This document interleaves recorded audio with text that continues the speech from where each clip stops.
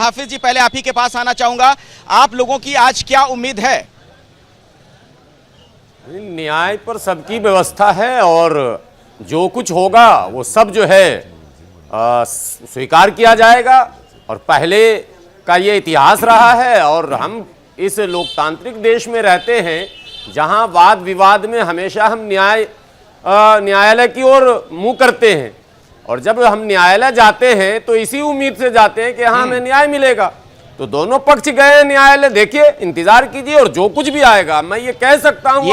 ये बड़ी अच्छी बात आपने कही और मैं देश के लोगों से भी कहता हूँ, बहुत अच्छी बात, बहुत अच्छी बात। हर आदमी यही चाह रहा है। और यहाँ मंदिर के बाहर जब मैं लोगों से बातचीत कर रहा था तब भी लोग यही कह रहे थे कि अदालत का फैसला मंजूर होना चाहिए। लेकिन सर्वे वाली बात जब अदालत ने कही तब क्यों दिक्कत हुई थी? नहीं, तब भी दिक्कत नहीं हुआ। अरे कुछ मुट्ठी भर लोग, चुटकी भर, मुट्ठी भर कहना भी गलत है, चुटकी भर लोग हैं जो इस तरह की बात करते हैं। पूरे देश ने कहा कि अदालत चाहे सर्वे कराए और आज भी हम यही उसी स्टैंड पर कायम है। अदालत का जो भी आदेश होगा उसे सर माथे पर रखा जाएगा। और भारतीय लोकतंत्र में और यहाँ की न्यायिक व्यवस्था में बहुत गैप है साहब। निचली अदालत से हमें अगर संतुष्टि नहीं मिलती है तो हमें खुद कहा जाता है कि आप जा सकते हैं, आप आगे भी जा सकते हैं, उससे भी आगे। तो फिर क्या परेशानी है साहब अदालत से? जी चलिए, बड़ी अच्छी बात है। मैं कपिल कुमार जी आपके पास आना चाहूंगा और जरा इतिहासकार की नजर से बताइए, इतिहास की तरफ से क्या गवाही दी जाती है ज्ञानवापी को लेकर? देखिए, इतिहास की जहां तक गवाही है, मैं भारतीय स्तोत्रों को छोड़ दीजिए। पीछे एक दिन डिबेट हो रही थी तो अलीगढ़ के एक प्रोफेसर साहब थे नदीम, मेरे से बड़ी डिबेट की उन्होंने। और जब मैंने उन्हें बर्नियर, मानुची, जेम्स प्रिंसेप इनके वृतांत दिए तो उसके 2 दिन बाद ही जो सबसे बड़े इतिहासकार मिडीवल हिस्ट्री के माने जाते हैं दुनिया भर में, प्रोफेसर इरफान हबीब साहब, उन्होंने आके बड़ी स्पष्ट एक डिक्लेरेशन दी थी कि औरंगजेब ने मथुरा और बनारस दोनों तोड़े थे और मस्जिद बनी थी। उन्होंने ये भी कहा कि लेकिन इसका मतलब ये नहीं कि हमें मस्जिद तोड़ देनी चाहिए अब। लेकिन ये उन्होंने भी स्वीकारा था पूरा ऐतिहासिक तौर पे कि ये दोनों जगह मस्जिद तोड़ करके बनाई गई थी। मेरा एक बात कहने की यहाँ पे ये है कि देखिए, मैं हर धर्म की बहुत इज्जत करता हूँ, इस्लाम की भी इज्जत करता हूँ।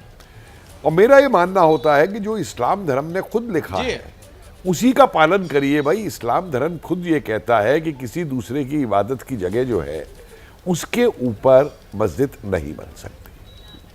तो इसलिए जो अगर कोई ऐसी घटनाएं हुई हैं अतीत के अंदर, जिन लोगों ने, आक्रांताओं ने या किसी ने उन्माद की वजह से या किसी वजह से ऐसी हरकतें की हैं, मैं तो कहता हूं कोर्ट तक जाने की जरूरत नहीं है। आपस में बैठ करके बातचीत करके सुलझाइए और देश को आगे बढ़ाइए मिल करके दोनों के दोनों। आप देखिए ना, मनुची ने बड़ा, बड़ी अच्छी बात है, लेकिन ये चीज हो कहां पाती है सर? कपिल जी, दिक्कत देखिए, देखिए एक बात बताओ। कुमार जी के पास मैं आना चाहूंगा, बीएचपी के नेता हमारे साथ प्रवक्ता मौजूद हैं। कपिल जी, आता हूं सर आपके पास। कपिल साहब, आऊंगा आपके पास, लेकिन जरा मुझे प्रवेश कुमार को लाने दीजिए बहस में। प्रवेश जी, अगर दूसरा पक्ष बार बार वर्शिप एक्ट का हवाला दे रहा है कि यथा स्थिति बरकरार रहे, तो उसमें क्या दिक्कत है? आप लोग उसमें क्या आपत्ति है अगर वो उसका हवाला दे रहे हैं एक्ट का? तो नहीं, इस पे वो लागू नहीं होता है। 93 तक वहाँ पूजा हुई है तो इस पे लागू नहीं होता। देखिए, हम एक बात कहते हैं, सच्चाई आपकी और हमारी नहीं होती है, सत्य सत्य होता है। और ये हिंदू समाज को विश्वास है, हिंदू समाज जानता है, तो ये दुनिया जानती है और देश जानता है। इस देश का बच्चा बच्चा जानता है कि इस देश में मुस्लिम आतंकी, लुटेरे और चोर जब इस देश में आए तो उन्होंने आकर के इस देश की जो रिवायत थी, पूरी परंपरा थी, उन परंपराओं पर कुठाराघात किया, उनको तोड़ने का, उनको मसलने का प्रयास किया।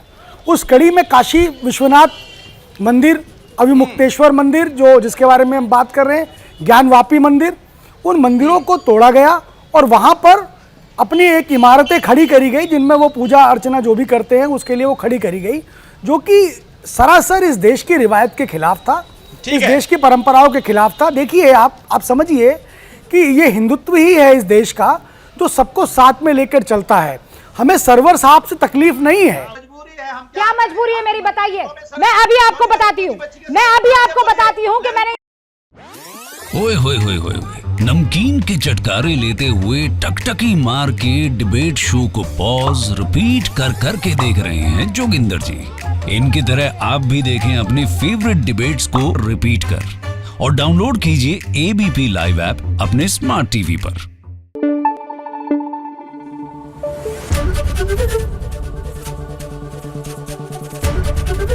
एबीपी न्यूज आपको रखे आगे।